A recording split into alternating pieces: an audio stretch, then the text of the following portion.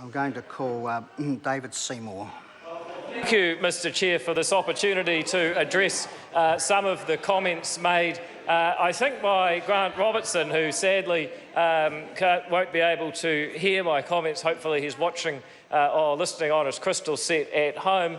But he took it upon himself to tell me that there is no Santa Claus. Mr Chair, what a cruel, cruel man is Grant Robertson. But the reality, Mr Chair, is that there is a Santa Claus, there is a market, and overwhelmingly it works. Mr Chair, if you want to question that, then the first thing you might ask yourself is why is it that the cost of goods that people consume, whether it be cars, whether it be electronics, whether it be clothing, whether it be food, has all gone down relentlessly in real terms for decades and decades and decades. Mr Chair, there is one commodity or one asset that people choose to consume in New Zealand that, strangely enough, has not gone down in real terms, and that is housing. And Mr Chair, you'd have to ask yourself, what is different about the housing market from every other commodity that people like to consume? And I'll just give you a suggestion, Mr Chair, is that there is no other market that has more intervention by councils and the New Zealand government than the housing market.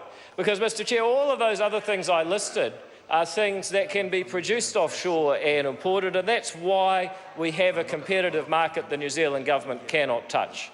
But what the New Zealand government is able to touch is the infrastructure and the regulatory environment surrounding land.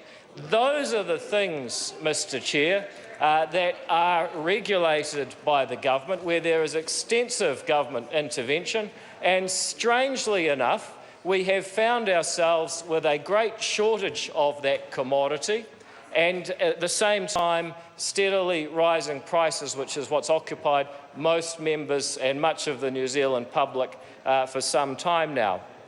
So, Mr Chair, here is the world that works. Free markets providing many of the things that we consume, and with continually dropping prices and increased welfare for citizens.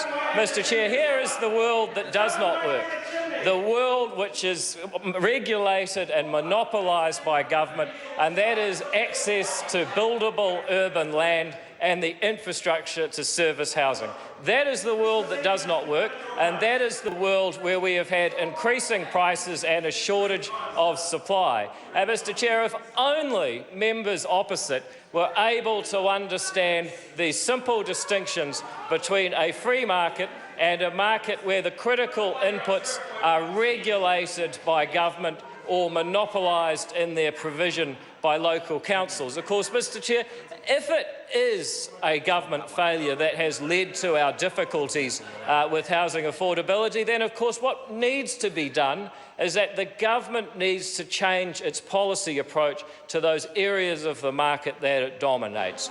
This House needs to be debating legislation to seriously reform land use planning, particularly in urban settings. It is not good enough that our Resource Management Act has grown from 400 pages to 900 pages in the last 25 years. It has simply become more complicated.